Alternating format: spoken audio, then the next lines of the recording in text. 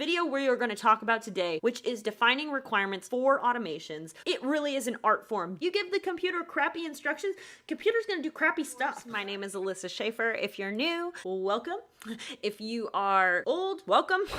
The video we are going to talk about today, which is defining requirements for automations, it really is an art form, digging those requirements out of people, because nobody knows what requirements even are for an automation, how to think about them. And as a consultant, me explaining that to you when you're on my company's dime, that's expensive. Those are expensive lessons. And so my mission is to bring this information to the marketplace. You know why? It's going to make my job easier. It's going to make me be able to go faster. Because guess what? I'm not going to have to explain what consulting is before we consult. This video series, it's 3 parts. For building automations. So the last video, which I can link in the description, it was about understanding just simply what automation is. What are the components of an automation and how to think about those so that when you're designing, like what we're going to do in this video, when you're designing or defining automation requirements, you can go faster because you already know the components and you already know how to think about it. Because in order to build a bulletproof automation, you have many steps, many layers, and depending on how complex it is, the more complex it is, the bigger hindsight moment you're gonna have where you go, oh. And I gotta tell you, it's not the computer's fault. You told the computer to do that. The computer is just simply listening. So if you give the computer crappy instructions, computer's gonna do crappy stuff. So I've been alluding to this story, and I think I'm going to save it for part 3, but I have this client horror story about automation doing exactly what you tell it to do, except what you told it to do is terrible and did bad things. And the problem with automation is people think automation is their end all be all, but the problem is if you build a bad automation, that can actively work against you in also the sense that you don't know because it's automatically happening. The computer doesn't go, oh, hey, by the way, maybe you didn't mean to do that. That's not what a computer does. You told the computer to do it. They just did it. The computers are more like, aye, Captain. Let's dive into this. These are my 3 tips for how to think about automation requirements before you build your automation and then implement it in your world, because guess what? Hindsight being 2020, while visually clear, sometimes really sucks. Let's talk about my 3 tips for how to think about automation so that you can define and design requirements that are actually going to serve you and not create bigger problems later. And I'm going to save my horror story for video 3, which is about how to test an automation. Tip number 1 is when you're building automation, you build it for the 95% of the time. Here I call it the 95-5. So you're building your automation for the 95% of the time.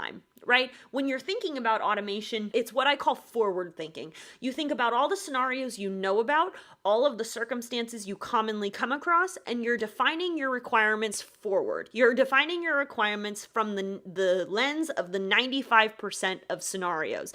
If you're finding that you have 5% of the time it does that, 5% of the time it does that, 5% of the time it does that, automation may not be the answer to your problem because that could potentially be you building 20 different automations. What I need you to do is think about 95% of the time what happens and how can you make those 95% of the times go faster. But the reason we call it 95-5 is because there is also 5% of the time. And these are the exceptions, not the rule. And so the tip and trick here is to challenge yourself to define 95% of the time, and then challenge yourself to come up with a 5%. Now, there's sometimes where you think, oh, wow, this automation, something as simple as automatically naming contracts, automatically naming anything.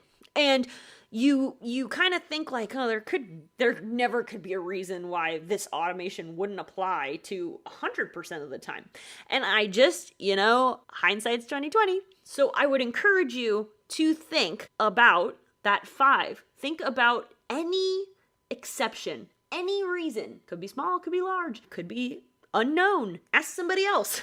Because also, if you're not doing this with somebody else, if you're not building automation, if you're new to this and you're not building automation with either somebody who's an automation specialist, even in-house, somebody who is a specialist on the workflow you're designing automation for, I can promise you there are things that you're gonna miss. That is the 95-5 rule. I need you to think about the 95% of the time when these rules mostly apply, and I need you to think about that 5% of the time when you're in the exception, not the rule. Okay, so that's rule number 1 about defining automation requirements, the 95-5 rule. The next one is about thinking forwards and backwards. I did say in the 95-5 rule that you're thinking about that 95% of the time and you're thinking about it forward. So the other part of an automation is you have to think about what it looks like when you're going forward and what it looks like if you need to revert back. So for instance, say that this would not be a great scenario, but say that you closed won an opportunity and then all of a sudden the client says, oh, I want to add this extra thing, right? So you went through the whole process of selling the contract or whatever, and then they come back and they're like, oh, I got to change all this stuff. So not only do you want an automation, that's the example I've been using, is automatically creating that contract. Not only do you want the automation that way, but if somebody says, oh, well, now I'm going to change it, you also need to have a way to undo it. At the very least, you're not going to want to like delete it and start over and all that stuff if you have an automation going this way. What happens if somebody has to backtrack and then go forward again? What needs to be undone in order to be able to go forward again? So again, this is a way to think about it. It may not apply. Say you go backwards and you're like, well, nothing's going to change. Okay, but I can promise you, as long as you're thinking about that every single time, if this is the 95-5 rule, 5% of the time you're going to need to do something, right? That's the exception, not the rule. So every single time you think about building an automation, you have to think through that lens to make sure that you account for that scenario. And again, like I said, if you're having trouble thinking through this, and even what I'm talking about, you're like, wow, that was like really complicated, I don't even know what to do with that, then you need somebody like me or like somebody like me who can help you think through all the different scenarios, not through your context, but through the context of automation building and how that works.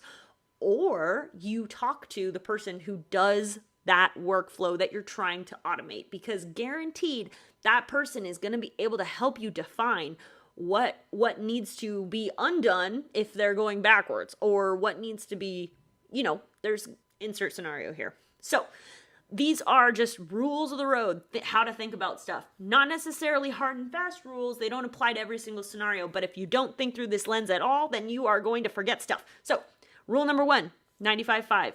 What are the exceptions? What are the rules? What is the most common thing that's happening? And is there a special scenario D where the rules just don't apply?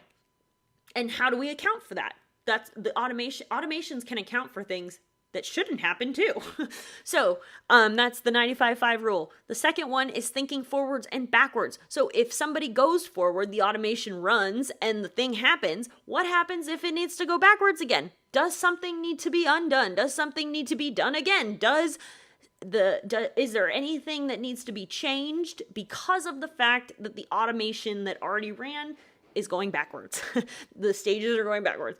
The answer may not be yes, like I said, but at least asking that question is going to get you so much closer to making sure that your automation is not going to hurt you in the end. Rule number 3 is building with the end in mind. I find that when it comes to design of any piece of a CRM, folks design for today and tomorrow, and then they forget to think about 3 years from now. And obviously, if you're in business, the hope is that you're in business for a long time. So I'm not speaking to people being like, oh, well, why aren't you thinking about a decade from now? And they're like, oh, a decade doesn't apply to me. I don't want to be in business that long.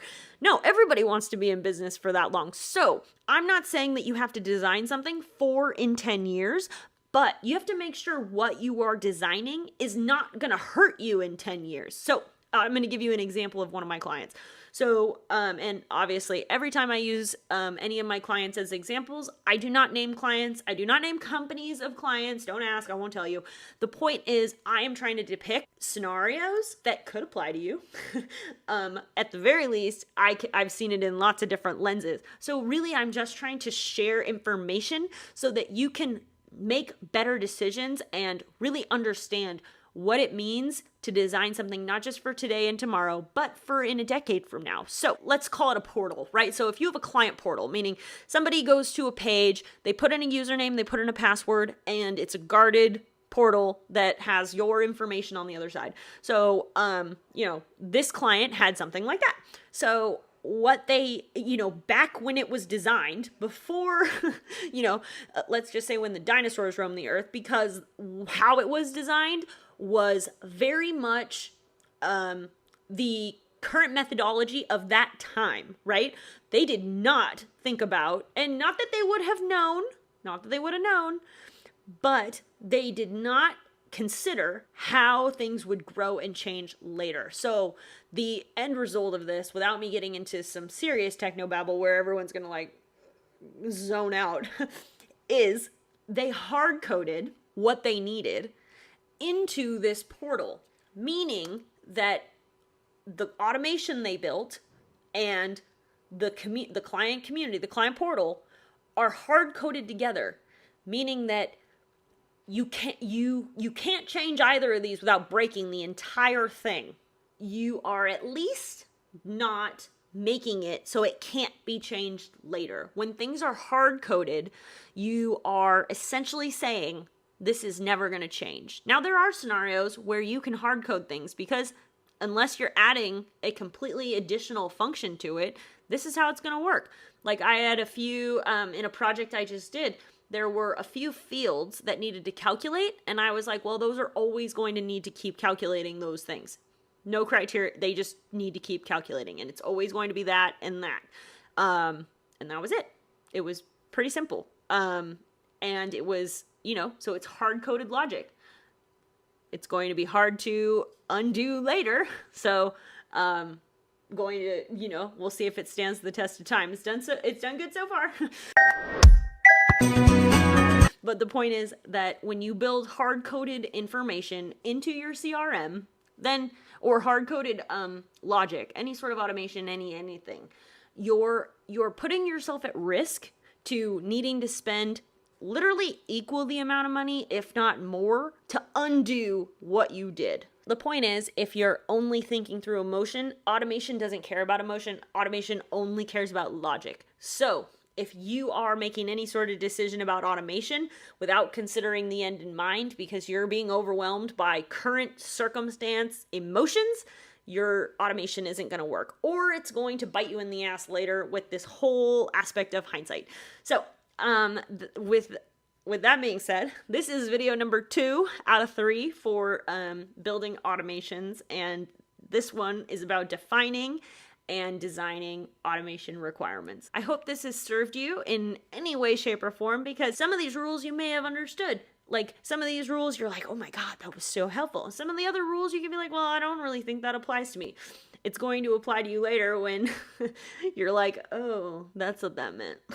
I am hoping that by at least making these videos, anybody out there that is trying to just do this themselves can at least be off to a better start. But the reason I have job security is because it is a blank slate of development to be made. It doesn't actually have to follow any sort of rhyme or reason, and no, best practice is not all practice. One size does not fit all. That being said, I hope this has served you. If it has, there's a button like this. I would love for you to push it. I used to call myself the wizard behind the curtain. I'm pulling the curtain back. I want everybody to be able to see what this does, why it is valuable, and save you not only time, money, hair from pulling it out, and all those good things. So I will see you on the 3rd video. You're not gonna want to miss the tips and tricks on how to make your automation bulletproof. So I'll see you there.